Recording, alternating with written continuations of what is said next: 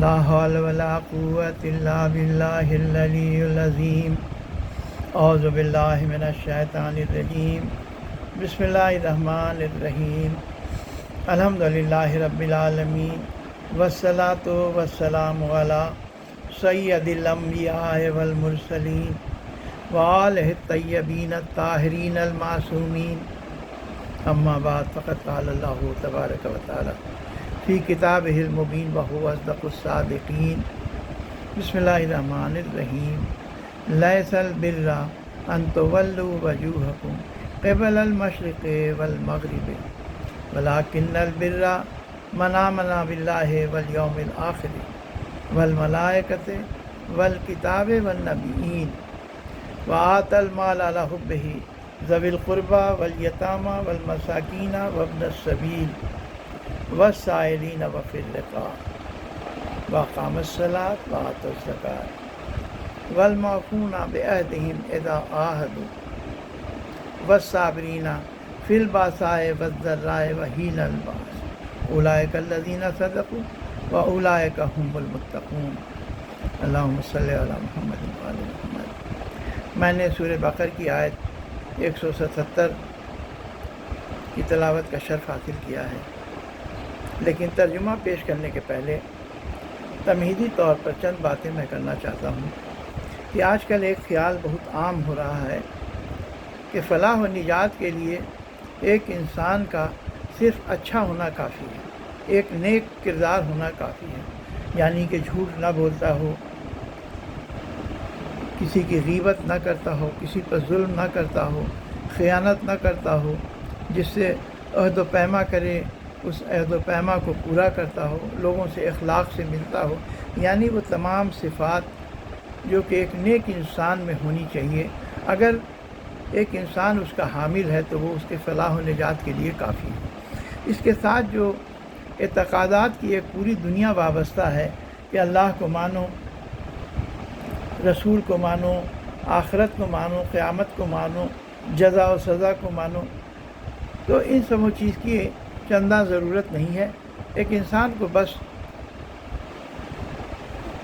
نیک کردار ہونا چاہیے، اس کے لیے فلاح کے لیے یہی کافی ہے۔ دراصل جو انسان میں اتنی خونریزیاں ہوئیں، جو اسلام میں اتنی خونریزیاں ہونے کی وجہ سے بہت سے لوگ حالات سے بڑے متنفر ہو گئے، خاص کر کے رسول کریم کی رحلت کے بعد جب رسول خدا کا انتقال ہو گیا، اس کے بعد جو لوگ صاحبان اقتدار ہوئے، جو لوگ حکومت آئے، جن لوگوں نے حکومت سازی کی، ان لوگوں نے اپنے سیاسی مفاد کے لیے ان لوگوں نے بہت سارے ایسی باتیں کی جو کہ اسلامی اصولوں کے خلاف تھی۔ نتیجہ ہے کہ لوگ جب پریشان ہو گئے تو ان لوگوں کے ذہن میں آیا کہ جب مذہب کے نام پر اتنی خونریزیاں ہو رہی ہیں تو ایک انسان اگر اچھا ہے، نیک کردار ہے، تو وہی اس کی نجات کے لیے کافی ہوگا۔ لیکن جو رسول خدا کے انتقال کے بعد جو اللہ اور رسول نے ان کی ہدایت کے لیے، انسانوں کی ہدایت کے لیے جو اہل بیت اور قرآن یہ دو کو مقرر کیا تھا، دو کے لیے حکم دیا تھا، تو لوگوں نے اہل بیت کو چھوڑ دیا اور قرآن کے ساتھ بھی بہت ظلم کیا۔ خاص کر کے جو قرآن کریم کی وحی بیانی تھی، یعنی احادیث رسول، جو احادیث رسول ہے اس کا بھی منبع یعنی سورس اللہ تعالیٰ ہی ہیں، جو جناب جبرائیل علیہ السلام لے کر آتے تھے۔ فرق یہی ہے کہ وحی قرآنی میں الفاظ بھی اللہ کی طرف سے ہیں، وحی بیانی میں یعنی احادیث رسول میں حکم تو اللہ کا ہے لیکن الفاظ رسول خدا کے ہیں۔ تو وحی بیانی یعنی جو احادیث رسول خدا ہیں ان کو جلا دیا گیا، جھوٹی احادیثیں وضع کی گئیں۔ جن لوگوں نے جو صحابہ کبار تھے انہوں نے اگر احادیث رسول بیان کرنے کی کوششیں کی تو ان کو مارا پیٹا گیا، جلا وطن کیا گیا۔ یہ ساری چیزیں کہ رسول کے کریم کے دور کے رحلت کے فوراً بعد یہ ساری چیزیں شروع ہو گئیں۔ نتیجہ ہوا کہ امت جہاں تک فکر اور اعتقادات کا سوال ہے، انتشار کا شکار ہو گئی، اور کئی طرح کے فکر اور افکار اور عقائد کے لحاظ سے کئی فرقے وجود میں آ گئے۔ جیسے جب لوگوں نے یہ خیال دیا کہ ایک انسان کو بس نیک کردار ہونا چاہیے، تو اس کے مقابلے میں ایک دوسرا فرقہ مرجئہ پیدا ہو گیا۔ اس کا کہنا تھا کہ انسان کو بس عقیدہ اس کا اچھا ہونا چاہیے، اور اس کے اعمال کا اگر برے بھی اعمال ہیں تو اس کو نقصان نہیں پہنچے گا اس کی فلاح و نجات میں۔ اور ان کی دلیل یہ تھی کہ جس طرح ایک کافر کے اعمال اس کو فائدہ نہیں پہنچا سکتے ہیں، اسی طرح ایک مومن کے برے اعمال اس کو نقصان نہیں پہنچائیں گے۔ عقائد میں کئی ایک فرقے وجود میں آ گئے اسلام میں، جس میں فرقہ مرجئہ کا میں نے بات کیا، یہ تو اتنا اہم فرقہ نہیں تھا، لیکن جو اسلام میں عقائد میں یعنی علم کلام میں جو فرقے وجود میں آئے، اس میں جو اہم ہیں وہ معتزلہ فرقہ ہے، صفوان بن جہم کا ایک جہمیہ فرقہ پیدا ہوا۔ پھر یہ معتزلی فرقہ کے مقابلے میں اس کے بعد اشاعرہ پیدا ہوئے، اشاعرہ کے بعد اہل حدیث آئے، ماتریدیہ پیدا ہوئے جو ابو منصور ماتریدی کے تھے۔ نتیجہ ہے کہ اعتقادات میں بھی جو اتنے سارے فرقے پیدا ہوئے اور جو فکری انتشار پیدا ہوا، تو لوگوں نے اللہ کے صفات میں، اللہ تعالیٰ کے ذات میں، اللہ تعالیٰ کے جو افعال ہے، یہ پوری کائنات جو عدل پر قائم ہے اس میں، اور تمام چیزوں میں اللہ تعالیٰ کے، ان لوگوں نے آپس میں اختلاف کیا کہ نظریے میں کئی طرح کے اختلافات پیدا ہوئے۔ کسی نے اللہ تعالیٰ کو جسم اور جسمانیات والا سمجھا اور ان کو زمان اور مکان میں محدود کر دیا۔ کسی نے جو قرآن کریم میں سمیع، بصیر یا ید کا جو الفاظ آئے ہیں، تو اس کو کہا کہ یہ اللہ تعالیٰ کی صفات کو مخلوق کے صفات پر قیاس نہیں کیا جا سکتا ہے۔ تو اس طرح سے کئی ایک اعتقادی مسائل میں بھی فرقے وجود میں آئے۔ آہستہ آہستہ چونکہ شروع میں رسول کے رحلت کے بعد تقریباً 100 سال تک حدیث رسول بیان کرنے پر پابندی تھی، اس کو جب عمر عبدالعزیز کا زمانہ آیا جو 99 اور 100 ہجری میں اس کی حکومت تھی، تو اس نے یہ پابندی ہٹا دی، اور جو پہلے کے خلفاء نے جو یہ پالیسی رکھی تھی، اس پالیسی پر عمر عبدالعزیز نے خط تنسیخ پھیر دیا کہ یہ نہیں، اس کی ضرورت نہیں ہے، اور حدیث رسول کو جمع کیا جائے۔ اب 100 سال کا عرصہ، ظاہر سی بات ہے کہ رسول کریم کے اصحاب اس وقت تک اکثریت زندہ نہیں تھی، اکثریت کیا 100 سال میں کوئی بھی زندہ نہیں تھے۔ تو نتیجہ یہ ہے کہ جو تابعین اور طبع تابعین تھے، ان سے پوچھ کر حدیثیں جمع کرنے کی کوشش کی۔ اس وقت بھی جو تاریخ میں نہیں ملتا ہے کہ عمر عبدالعزیز کے زمانے میں بھی حدیث کی تدوین ہو سکی تھی۔ تقریباً عباسی دور خلافت میں 150 ہجری میں اب نئے نئے امام بننا شروع ہوئے، اور ان لوگوں نے فقہی طور پر یعنی جو شریعت کے احکام ہے اس میں اختلاف کر کے الگ الگ مذاہب تشکیل دی، الگ الگ مذاہب کی بنیاد ڈالی، سینکڑوں مذہب پیدا ہو گئے، لیکن صرف 4 مذاہب کو دوام ملا، جس میں حنفی، مالکی، حنبلی اور شافعی مذاہب ہیں، اور دوسرے مذاہب کیونکہ ان کو حکومت کی تائید نہیں تھی، حکومت نے ان پر پابندیاں عائد کی، تو وہ آہستہ آہستہ کر کے ختم ہو گئے۔ لیکن جو اہل بیت کے ماننے والے تھے تو وہ لوگ اہل بیت کے در سے جٹے رہے، اور جو احادیث رسول جو ہمارے ائمہ بتاتے گئے، رسول کریم کی احادیث جو بیان کرتے گئے، تو ان لوگوں نے حدیث کی کتابیں تدوین کی۔ تقریباً امام جعفر صادق علیہ السلام کے زمانے تک آتے آتے 400 احادیث کی کتابیں ان کے شاگردوں نے لکھی تھی، جسے اصول اربعامات کہا جاتا ہے۔ اسی اصول اربعامات سے جو کتابیں تالیف کی گئیں، بعد میں یعقوب کلینی، شیخ یعقوب کلینی نے جو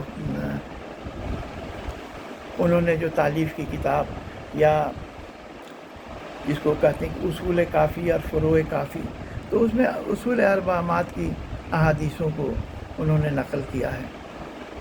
अभी उसूल अरबामात की शायद 4 या 5 किताबें महफूज हैं। वो कुम की कोई लाइब्रेरी है, ईरान में किसी लाइब्रेरी में वो महफूज हैं, और कोई किताबें मिलती नहीं हैं। इसके अलावा शियों पर हमेशा जो हुकूमतें हैं वो उनके अहादीसों को जलाती रहीं। जितना परेशान करना हुआ, जो अहले बैत के मानने वालों ने बड़ी कीमती जानें भी उन लोगों ने मज़हब के नाम पर उनकी कुर्बान हुई हैं।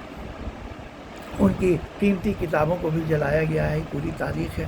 तो जो बहुत अहम किताबें अहादीस की थी जो बाद में तालीफ़ की गईं, इमाम ज़माना अलैहिस्सलाम के ग़ैबत के ज़माने में जो तालीफ़ हुई, ग़ैबत सुग़रा के ज़माने में, ग़ैबत कुबरा और ग़ैबत सुग़रा के ज़माने में जो तालीफ़ हुई, उसमें जनाब शेख याकूब कुलैनी की उसूल काफ़ी या फ़ुरूअ काफ़ी है, जनाब शेख सद्दूक़ की मन यहज़रुल्लाह फ़क़ीह है, और शेख तूसी की, अबू जाफ़र मोहम्मद तूसी की किताब, जिसमें तहज़ीब और अल-इस्तिफ़सार है।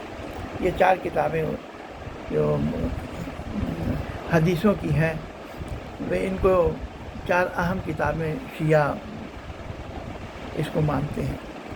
इसके अलावा जो कुछ किताबें तल्फ़ हो गई, उसमें अल-मुहासिन जो अबू जाफ़र अहमद बिन मोहम्मद की थी, या खुद शेख सद्दूक़ की एक किताब जो मदीनतुल इल्म थी, जो कि बहुत ही ज़्यादा ज़ख़ीम थी, इन सब को जला दिया गया। आजकल वो नहीं है, लेकिन मन ला यहज़रुल फ़क़ीह अभी भी मिलती है, और उसूल काफ़ी और फ़ुरूअ काफ़ी भी है, इस्तिफ़सार और तहज़ीब, ये सब किताबें अभी भी दस्तयाब हैं। इसके अलावा अल-शराय और दूसरी किताबें बाद में भी तालीफ़ की गई हदीसों की। तो लोगों ने एतक़ादात में भी आपस में तफ़र्क़ा किया, और फ़िक़ही मसाइल में भी, यानी जो अहकाम हैं, जो अल्लाह की तरफ से जो शरअ के अहकाम नाज़िल हुए हैं, उसमें भी लोगों ने तब्दीलियाँ की। तो ये एक बड़ी ही तकलीफ़दह मौज़ू है। नतीजा ये हुआ कि लोग जब यह फ़िक्री इंतशार हुआ और इस्लाम में कई फ़िरक़ा वजूद में आ गया, उस वक्त इमाम जाफ़र सादिक़ अलैहिस्सलाम ने पूरा एक मकतब जो मदीने में क़ायम किया, और एक उन्होंने मकतब की बुनियाद कूफा में भी डाली, और उन्होंने कोशिश किया कि दोबारा हम अहियाए दीन करें, यानी जो रसूल करीम की जो अहादीस हैं लोगों तक पहुँचाएँ।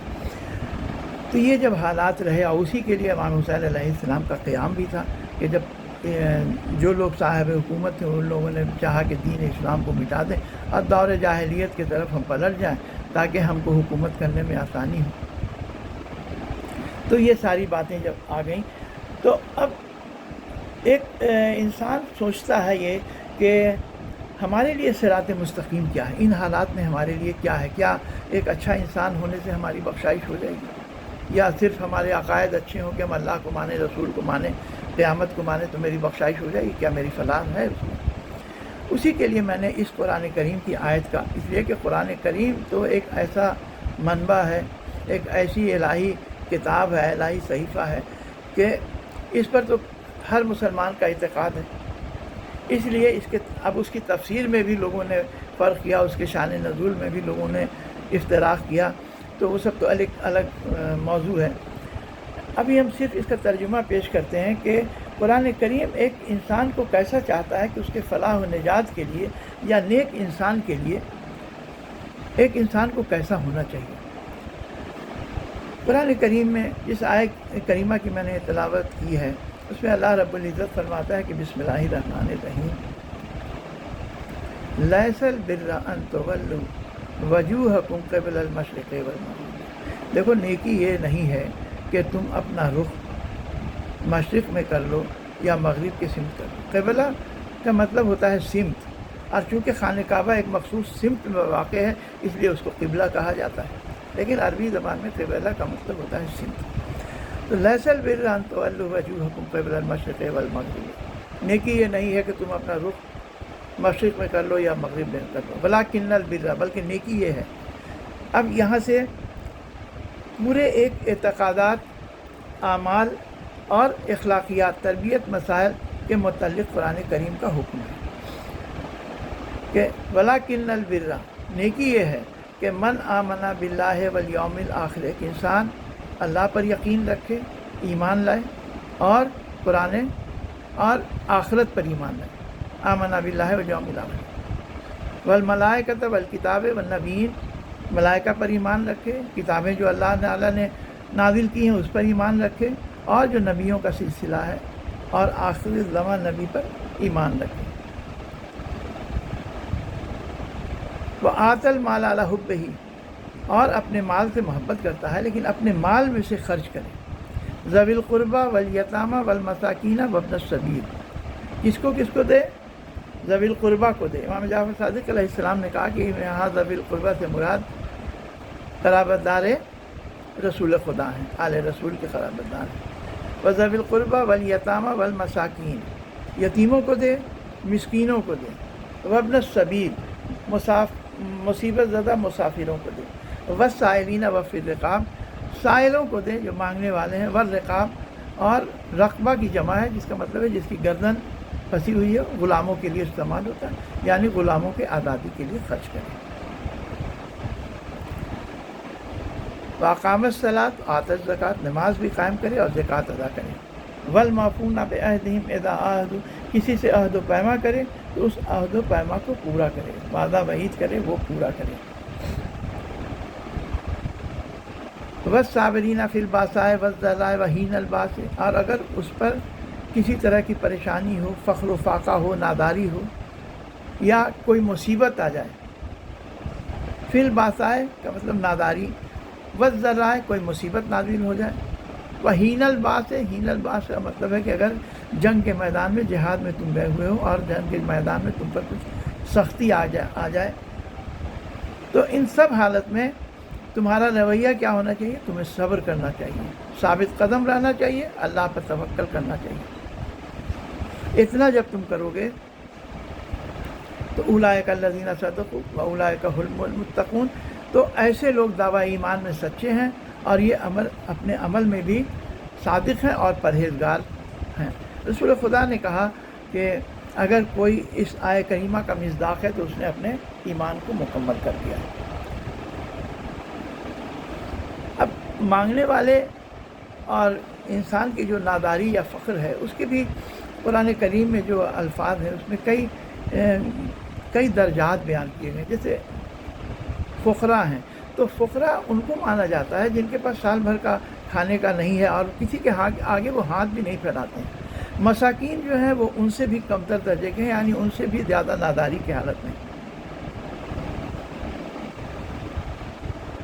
باس جو کہا گیا ہے کہ باسائے وزرا، یہ جو باس ہیں یہ جو مسکین ہیں ان سے بھی نیچے درجے کے، یعنی جو بہت زیادہ ناداری میں ہیں ان میں جو درجات ہیں اس میں سب سے نیچے درجے میں باس ہیں، ان سے اوپر درجے میں مساکین ہیں، ان سے اوپر درجے میں فقراء ہیں۔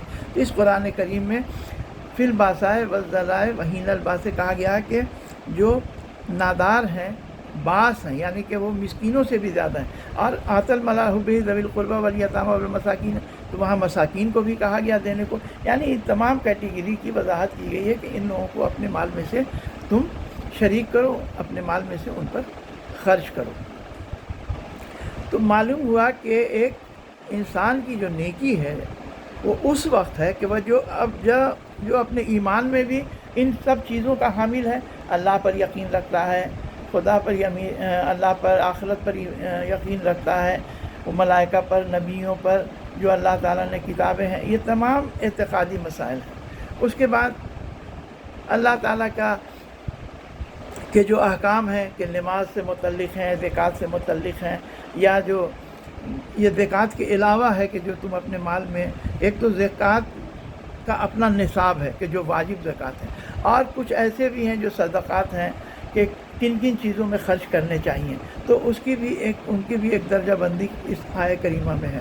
اس میں تربیتی مسائل کا بھی ذکر ہے کہ عہد و پیما کرو تو اس عہد و پیما کو پورا کرو۔ یہ تمہارے سے اخلاقی تقاضا یہی ہے، تمہاری تربیت ایسی ہونی چاہیے۔ اللہ تعالیٰ نے اس میں ایک تمام صفات کو جمع کر کے بتایا ہے، اسی لیے میں نے اسی آیہ کریمہ کا ترجمہ کیا تھا۔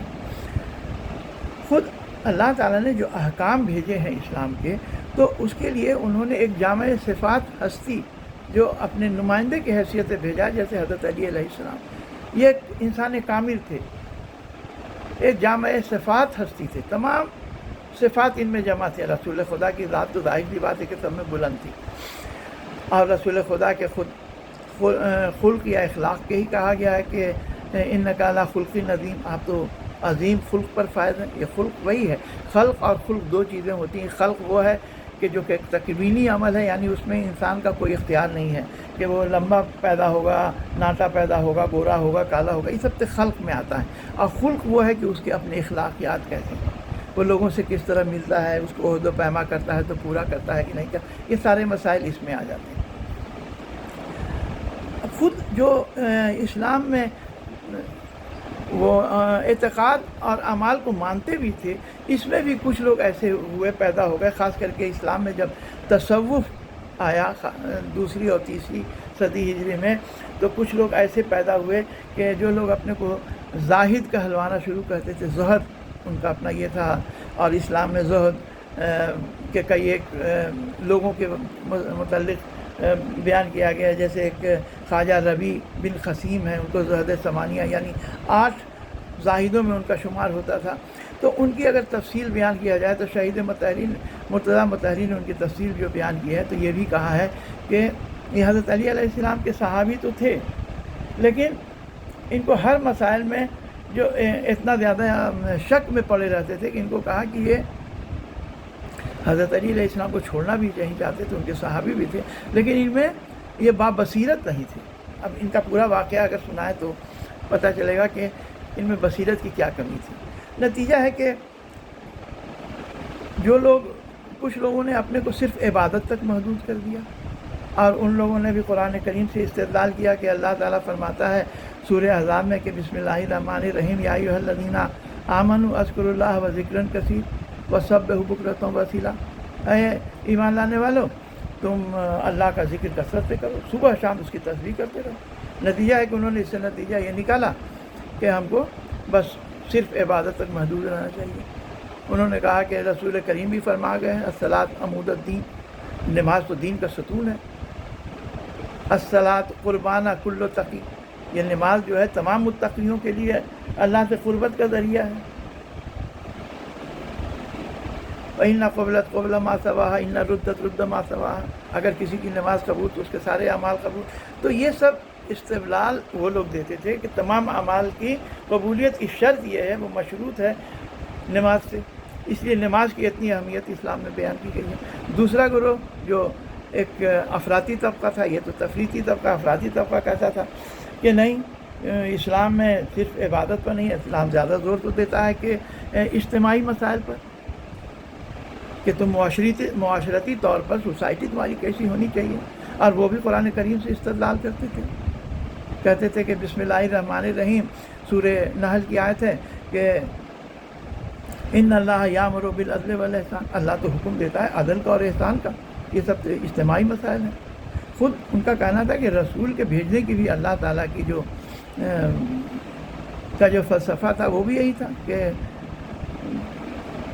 سورہ حدید آیت نمبر 25 میں اللہ فرماتا ہے کہ بسم اللہ الرحمن الرحیم لقد ارسلنا رسلنا بالبینات، ہم نے رسولوں کو واضح دلیلوں کے ساتھ بھیجا، وانزلنا معہ الکتاب والمیزان، ان کے ساتھ کتاب نازل کی اور میزان نازل کی۔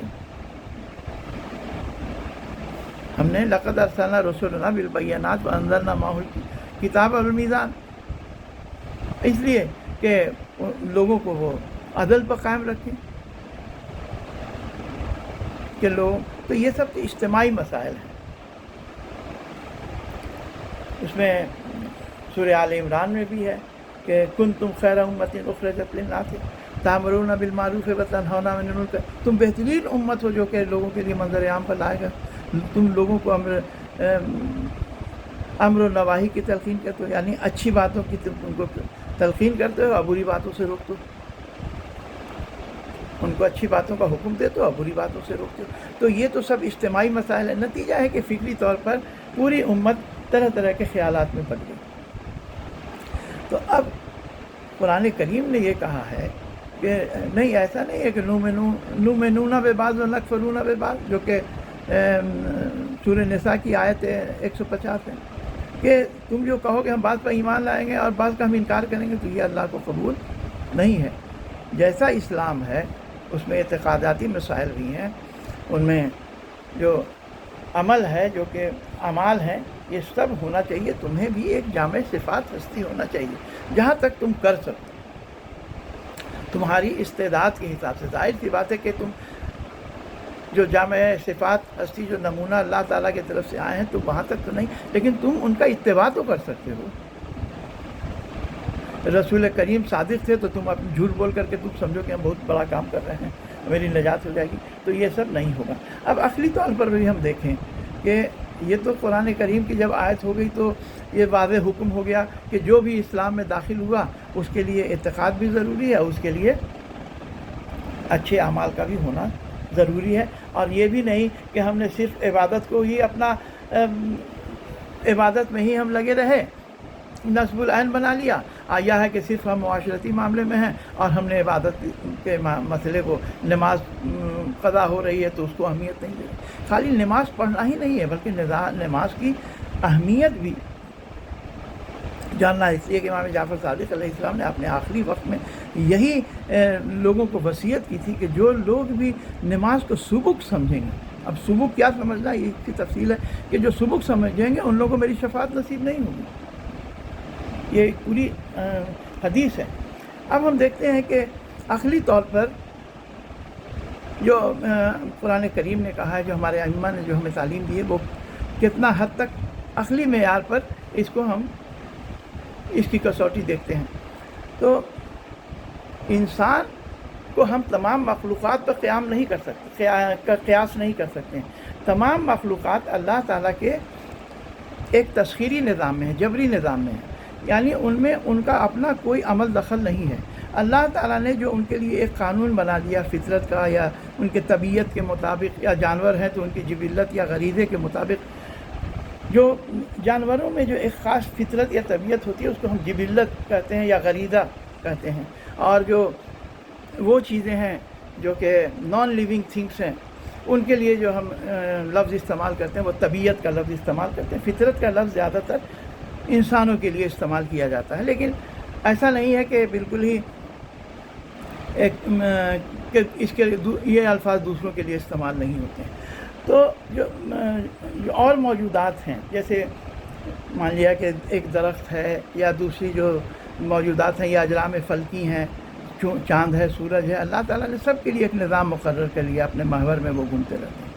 ये नहीं है कि चाँद सूरज को जाकर पकड़ ले, सूरज चाँद को पकड़ ले, या दिन रात के आगे चला जाए, या रात दिन के आगे चला जाए। सूरह यासीन में इसकी तफसील बयान की गई है, सूरह 34 के आगे ये पूरी तफसील है। लेकिन इंसान का जो काम है वो बित्तबा नहीं है। इस्लाम के जो इंसान के अफ़ाल हैं वो बित्तबा नहीं है, फितरत के मुताबिक नहीं। अगर बित्तबा होते तब तो ठीक था कि इंसान में कोई इरादे का दखल नहीं था, उसकी नीयत का कोई दखल नहीं था, उसके ज़मीर से, उसके अक़ल और ज़हन से उसके अफ़आल पर किसी तरह का कोई असर नहीं होता। लेकिन इंसान को जो अल्लाह ताला ने इख्तियार दिया है, तो इंसान का कमाल इसी जौहर इख्तियार में है। इंसान का कमाल जौहर इख्तियार में। अगर किसी इंसान को हम आदत दिला दें किसी काम करने की, तो आदत और मश्क के ज़रिया वो कोई काम तो कर सकता है। इसलिए कि हर फ़ेल, यानी कोई भी जो काम होता है तो उसका फ़ाइल, यानी वो काम करने वाला अलग अलग है। जैसे मेरे आँख का काम है देखना, तो देखने का जो फ़ेल है उसका फ़ाइल मेरी आँख है। कान का काम है सुनना, हाथ का काम है किसी चीज़ को उठाना, इससे किसी की मदद करना, पैर का काम है चल कर कहीं जाना। तो ये सारे जो हमारे आज़ा और जवारे हैं, यानी हमारे ऑर्गन्स एंड लिम्स जो हैं, तो इनके अलग अलग काम हैं।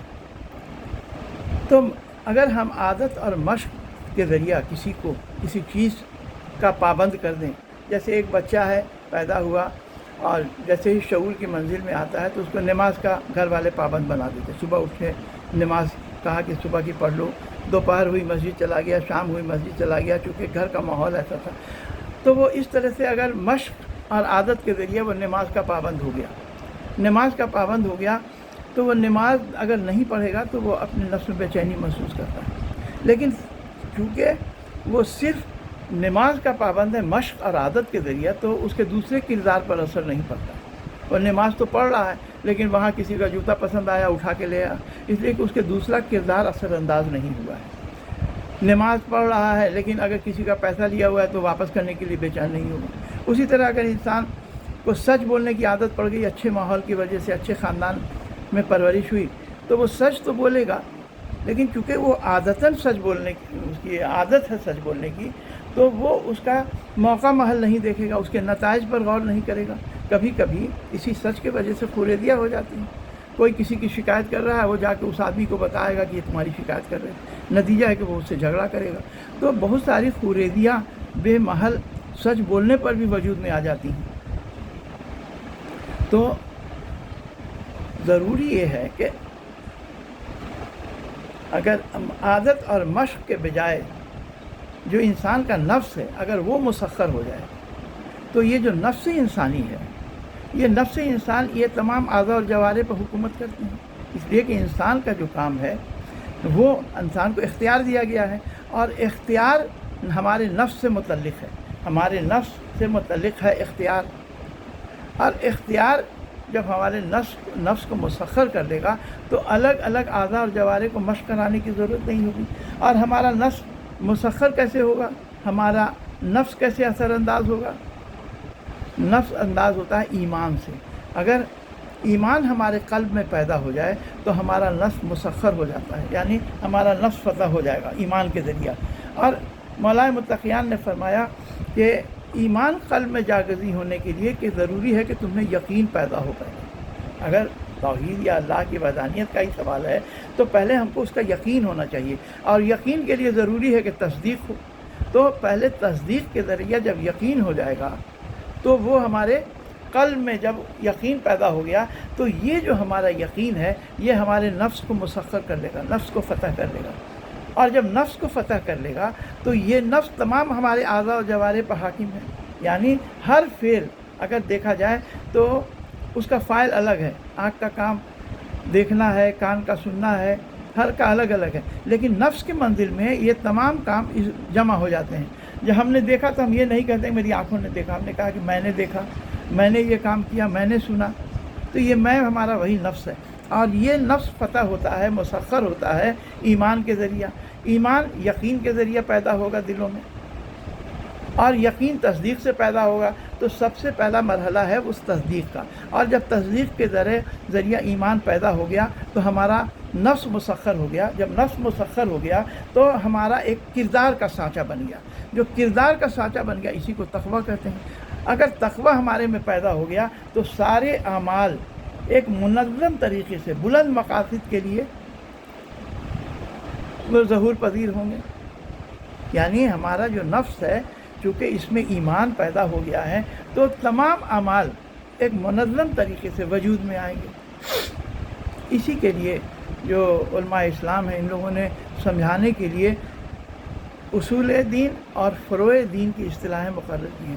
یعنی دین کو کہا ہے کہ جو چیزیں جو ہماری اعتقادی مسائل ہیں اس کو کہا ہے کہ یہ تمہارا اصول دین ہے. یعنی ایک درخت سے مثال دیا گیا کہ یہ ایک درخت کی یہ جڑیں ہیں، اور جو ہمارے اعمال ہیں اس کی مثال ہے فروع دین سے، یعنی دین کی شاخیں ہیں. تو جو ایک درخت ہے اس سے پھل جو ملتا ہے تو شاخوں سے ملتا ہے، یا درخت کی جو چھاؤں ہے جو مسافروں کو اس سے آرام ملتا ہے. تو تمام جو فوائد ہیں وہ تو درخت کے شاخوں سے، درخت کے پھل سے، یہ ساری چیزیں جو درخت سے اس سے ملتی ہیں. جڑ تو زمین کے اندر ہوتی ہے اور دکھتی بھی نہیں ہے. تو یہی مثال ہے کہ جو اصول دین ہے، یعنی جو ہمارا جو دین ہے، اعتقادی مسائل ہیں، وہ ہمارے ذہن و دماغ میں رہتے ہیں، وہ دکھتے نہیں ہیں. جس طرح جڑیں زمین کے اندر بڑھتی ہیں اسی طرح جو اعتقادی مسائل ہیں وہ ہمارے ذہن اور دماغ میں جڑ پکڑتے ہیں۔ جب ذہن اور دماغ میں جڑ پکڑتے ہیں تو جس طرح ایک درخت کی جڑیں مضبوط ہوگی تو اس کے شاخیں ہری بھری ہوں گی، اس میں پھل پھول آئے گا۔ اگر ایک درخت سوکھ رہا ہے تو لوگ درخت کے پتوں کو تو پانی نہیں دیتے ہیں، شاخوں کو تو پانی نہیں دیتے ہیں، اس کی جڑوں میں پانی دیتے ہیں۔ اسی طرح اگر ہمارے اعمال اچھے نہیں ہیں تو اس کا مطلب ہے کہ جو ہمارے اعتقاد ہمارے ذہن میں ہیں وہ ہمارے اعتقاد پوری طرح جڑ نہیں پکڑے ہوئے ہیں، وہ ہمارے قلب میں پوری طرح مستحکم نہیں ہوئے ہیں۔ تو ہم کو اگر ہمارے اعمال اچھے نہیں ہیں تو پہلے ہم کو اپنے اعتقادات کا جائزہ لینا ہوگا، اور جب اعتقادات کا جائزہ ہم لے لیں گے، اس کو ہم مستحکم کر لیں گے، تو یہ ہمارا نفس مستحکم ایک منظم طریقے سے تمام بلند اعمال کو انجام دے سکتا ہے، تمام بلند افعال کو انجام دے سکتا ہے۔ تو یہی سمجھانے کے لیے بتایا گیا ہے کہ جس طرح اگر درخت کی شاخیں سوکھی ہیں تو ہم پانی جڑوں میں دیتے ہیں، اسی طرح اگر تمہارے اعمال اچھے نہیں ہیں، تمہارے فروع دین کے جو احکام بتائے گئے ہیں وہ اچھے نہیں ہیں، تو تم اپنے اعتقادات کا جائزہ لو۔ بغیر اعتقادات کے عمل کے لیے کوئی پس منظر مہیا نہیں ہو پاتا ہے۔ اس لیے ضروری ہے، چونکہ انسان کو دوسری مخلوقات پر ہم قیاس نہیں کر سکتے ہیں، دوسری مخلوقات کو اللہ تعالیٰ نے کوئی اختیار نہیں دیا ہے، انسان کو اختیار دیا ہے۔ اختیار کا تعلق نفس سے ہے، اور نفس کی کارفرمائی ہوتی ہے ذہن اور دماغ کے ذریعہ۔ ہمارا نفس جو کام کرتا ہے ذہن اور دماغ کے ذریعہ کام کرتا ہے، اور جب ہمارا ارادہ ہو گیا، نیت ہو گیا، ہمارے ذہن اور دماغ میں کوئی کام ہو گیا، تو ہمارا نفس یہ تمام اعضاء اور جوارح کو حکم کرے گا کہ تم سب مل کر کے ایک منظم طریقے سے یہ کام انجام دو۔ اب لوگوں نے رسول کے رحلت کے بعد اسی اعتقاداتی مسائل پر بھی حملہ کیا، اور جب اعتقاداتی مسائل پر حملہ کیا، لوگوں میں فکری انتشار پیدا کر دیا، تو ظاہر سی بات ہے کہ ان کے اعمال بھی اچھے نہیں رہے۔ اسی چیز کو امام حسین علیہ السلام نے کہا جو وہ خطبہ دیا، اس کے لیے ان لوگوں نے بہت ساری جھوٹی حدیثیں بھی وضع کی ہیں جو کہ ایک تفصیلی امر ہے۔ تو امام حسین علیہ السلام نے کہا کہ دیکھو، جو اثناء راہ انہوں نے خطبہ دیا کہ دیکھو دین اسلام کو اس طرح لوگوں نے ختم کیا ہے کہ ایک برتن میں سمجھ لو کہ پانی تھا اور وہ پانی پورا گر گیا، اور جب گر گیا تو پیندے میں تھوڑا پانی رہ گیا، تو بس اتنا ہی اسلام بچا ہوا ہے۔ یعنی اسلام کا صرف مفہوم بچا ہوا ہے، نماز کا نام ہے، روزے کا نام ہے، حج کا نام ہے، زکوٰۃ کا نام ہے، ساری چیزوں کا نام تو ہے، لیکن اس کے احکام میں تبدیلی کر دی ہے، اس کی روح کو مار دیا گیا ہے، اسلام کی روح کو ختم کر دیا گیا۔ میرا کام یہ ہے کہ میں اسی اسلام کی روح کو دوبارہ اس کا احیا کروں، یعنی اس کا احیا کا مطلب یہ ہے کہ جو رسول کی سنت تھی اس کو دوبارہ میں زندہ کر کے امت کے سامنے اس کو پیش کروں۔ اور اسی کے لیے امام حسین علیہ السلام نے قیام کیا تھا، لیکن اسی قیام کی وجہ سے امام حسین علیہ السلام کو کتنے مصائب کا سامنا کرنا پڑا ہے کربلا میں۔ ظاہر سی بات ہے کہ جو لوگ دین اسلام کو مٹانے پہ درپے تھے تو ان کو کسی طرح سے بھی امام حسین علیہ السلام کے اس قیام یا اقدام ان کو پسند نہیں آئے، اور ان لوگوں نے اس طرح مخالفت کی کہ امام حسین علیہ السلام کے 72 ساتھی، جن لوگوں نے کم سے کم جو تعداد بتائی گئی ہے کربلا میں وہ 30,000 کی بتائی گئی، ان سے ان لوگوں نے مقابلہ کیا اور اپنی جان آفرینی کو سپرد کر دیا۔ امام حسین علیہ السلام ایسے اصحاب کربلا میں لائے تھے کہ جو منتخب روزگار تھے، ان کے ایسا کوئی شجاع نہیں تھا، ان کے ایسا کوئی عابد نہیں، عبادت گزار، متقی، پرہیزگار، فقی، یہ تمام، اور ہر سن کے تھے، ہر سن و سال کے تھے۔ چھوٹے بچے امام حسین علیہ السلام ایسے لائے تھے، 6 مہینے کا ننھا علی اصغر جس نے اپنے گلے پر تیر کھایا، باپ کے ہاتھوں کو منقلب ہو گیا، تیر کا فوارہ، لیکن ہنستا ہوا ہی دنیا سے چلا گیا۔ ایک چھوٹی بچی لائے تھے جو کہ کربلا سے کوفہ اور کوفہ جو شام تک تازیانے کھاتی چلی گئی، روتی چلی گئی، اس کے کان سے بندے بھی چھین لیے گئے، خون آنکھوں سے جاری ہوا، خون کانوں سے جاری ہوا، لیکن اس نے بد دعا نہیں دی۔ ایسا شہزادہ جس نے تمام دنیا کو ابھی سن بلوغ تک نہیں پہنچا ہے، وہ کہتا ہے کہ میرے نزدیک اس حالت میں موت تو ایسی ہے جو شہد سے زیادہ شیریں ہے۔ تمام جو صحابانی جو اصحاب امام حسین علیہ السلام تھے وہ صحابی رسول بھی تھے، قاری قرآن بھی تھے، حافظ قرآن بھی تھے، شجاعانہ عرب تھے، ان کا مثل ملنا مشکل ہے۔ یہ تمام لوگوں نے امام حسین علیہ السلام کے قدموں میں جان دی، اس لیے کہ جانتے تھے کہ یہ پوری جنگ فی سبیل اللہ تعالیٰ کے راہ میں ہے، کیونکہ اللہ تعالیٰ کے راہ میں شہادت پیش کرنے کے لیے جو شرائط ہیں، اس کی سب سے بڑی شرائط یہ ہے کہ انسان شعوری طور پر یہ جانتے ہوئے کہ ہم اللہ کے تعالیٰ کے راہ میں قیام کر رہے ہیں اور اپنی جان آفرینی کو سپرد کریں۔ اگر وہ شعوری طور پر اپنی جان مقتل میں نہیں جاتے ہیں تو وہ شہید کے درجے پر فائز نہیں ہو سکتے۔ شہید کا درجہ بہت ہی بلند ہے۔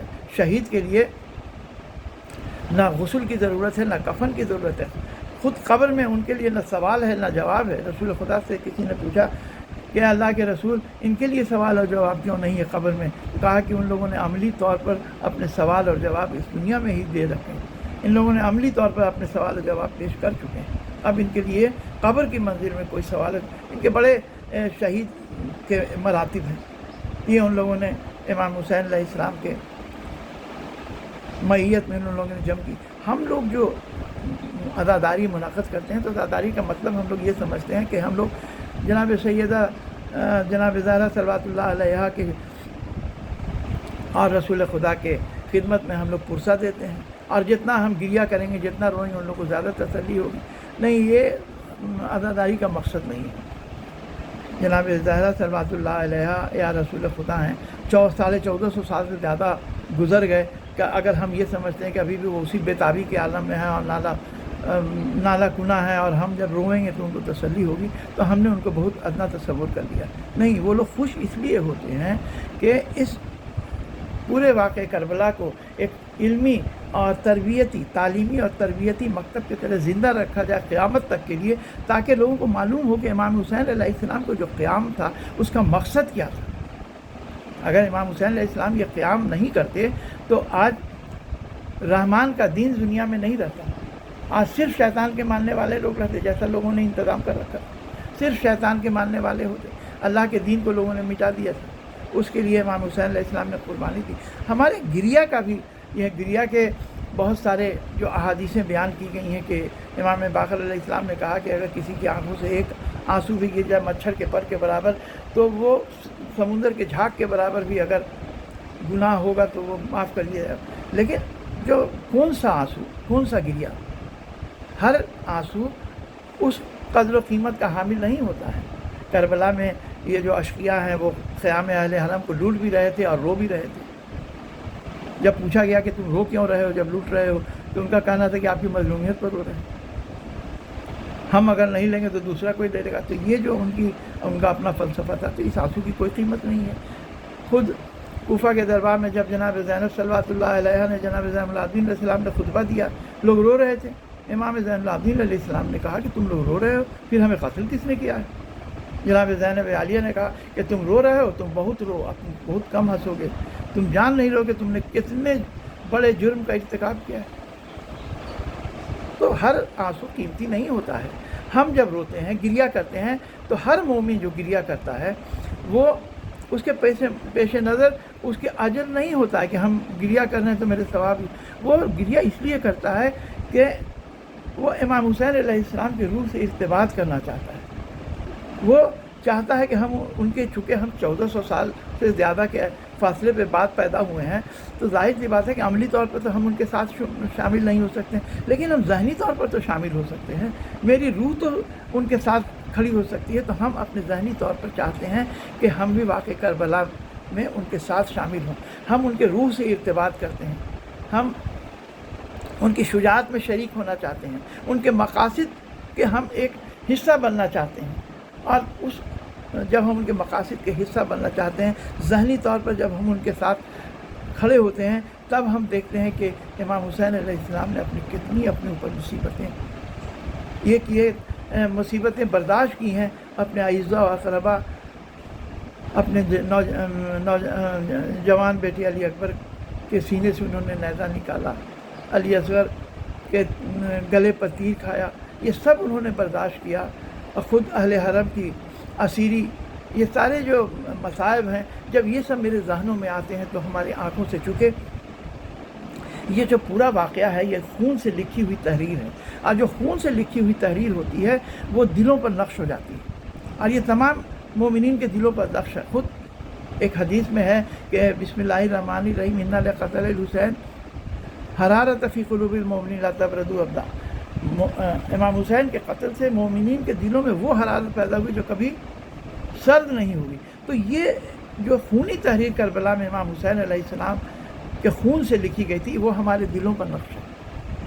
ایک دوسری حدیث میں بیان کیا گیا کہ جو ہمارے شیعہ ہیں ان کی خلقت ہماری بچی ہوئی طینت سے ہوئی ہے، اور انہیں ہمیں ہمارے ولایت کے پانی سے گوندا گیا ہے۔ تو یہ ساری چیزیں بتاتی ہیں کہ جو امام حسین علیہ السلام کا جو قیام ہے یہ ساری چیزیں ہمارے دلوں پر نقش ہے، اور جب اس کی یاد دہانی کرائی جاتی ہے تو یہ فطرت کا تقاضا ہے کہ جب یاد دہانی کرائی جائے گی وہ سارے مصائب جو ہمارے قلب میں ہیں، پنہاں ہیں، وہ سارے عیاں ہو جاتے ہیں، اور وہ ہمارے جذبات میں ہلچل پیدا کرتے ہیں، ہمارے احساسات میں جو وہ ہمارے احساسات جو مجروح ہوتے ہیں تو وہی گریہ کی شکل میں ہمارے آنسوؤں سے ظاہر ہوتے ہیں۔ ہمارے گریہ کا فلسفہ یہی ہے، کوئی بھی جو مومن روتا ہے تو وہ اس کے ذہن میں یہ نہیں ہوتا کہ ہم اس کا اجر و ثواب حاصل کر لیں گے، بس اس کے پیش نظر صرف امام حسین اور ان کے مصائب ہوتے ہیں۔ یہ پورے کربلا کے مصائب اسیری اہل حرم ان کے سامنے ہوتی ہے۔ امام حسین علیہ السلام نے ایسا درس دیا ہے، جب آخری وقت امام حسین علیہ السلام کا آیا، جب پوری طرح مجروح ہو چکے، زخموں سے چور ہو گئے، اور اب ان کو سنبھلا نہیں جا رہا ہے جناح پر، کہ اسی اثنا میں ایک پتھر ان کے سر پر لگتا ہے اور خون کا فوارہ جاری ہو جاتا ہے۔ خون کا فوارہ جب ہاتھوں سے پوچھتے ہیں، اسی درمیان میں اثنا میں ایک تیر آ کر کے امام حسین علیہ السلام کے قلب میں پیوست ہو جاتا ہے۔ جب وہ قلب میں پیوست ہو جاتا ہے تو خون کا فوارہ امام حسین السلام کے قلب سے جاری ہوتا ہے۔ اب امام حسین السلام زمین پر تشریف لاتے ہیں، آہستہ آہستہ بیٹھ جاتے ہیں۔ یہی امام حسین السلام کا آخری سجدت ہے، اور امام حسین السلام ایسی حالت میں جو اپنے معبود کو یاد کرتے ہیں اور معبود کا شکریہ ادا کرتے ہیں، ان کے جو الفاظ تاریخوں میں درج ہیں تو امام حسین السلام یا مقاتل میں درج ہیں، تو امام حسین السلام یہی کہتے ہیں کہ یا الہی رضاً بقضائی و صبراً ببلائی و تسلیماً لامرک۔ پالنے والے، میں تیری قضا پر راضی ہوں، میں تیرے امتحان میں صابر ہوں، اور تیرے امر میں میں نے سر تسلیم خم کر رکھا ہے۔ کے بعد کہتے ہیں کہ پالنے الہی اوفی بعہدک وہ فیت و بعہدی اوفی بعہدک۔ پالنے والے، میں نے اپنا وعدہ وفا کر دیا، تو اپنا وعدہ پورا۔ یہ جو مجالسیں آج ہو رہی ہیں، الہی وعدہ ہے کہ امام حسین علیہ السلام کا ذکر یہ قیامت تک اسی طرح باقی رہے گا۔ جب امام حسین علیہ السلام قتل ہو چکے، اب شام ہوئی، شام غریبہ ہوئی، تو ایک راوی کہتا ہے جو کہ ساتھ کے لشکر میں تھا، کہتا ہے کہ مجھے پیاس لگی، میں جب نہر پر جا رہا تھا تو اندھیرا تھا، تو ہم کو اندھیرا میں محسوس ہوا کہ کوئی خاتون ہیں، کوئی بیوی ہیں جو لاشوں پر بیٹھی گریہ کر رہی ہیں۔ کہتا ہے کہ کبھی اس لاش پر جاتی ہیں، کبھی اس لاش پر گریہ کرتی ہیں۔ جب میں نے غور سے سنا تو دیکھا کہ وہ مناجات کر رہی ہیں، کبھی آسمان کی طرف ہاتھ اٹھاتی ہیں، کبھی کہ پالنے والے، کیا میں نے اسی دن کے لیے اسے چکیاں پیس پیس کر پالا تھا۔ وَسَيَعْلَمُ الَّذِينَ ظَلَمُوا أَيُّ الْمُنقَلِبٍ يَنقَلِبُونَ إِنَّا لِلَّهِ وَإِنَّا إِلَيْهِ رَاجِعُونَ۔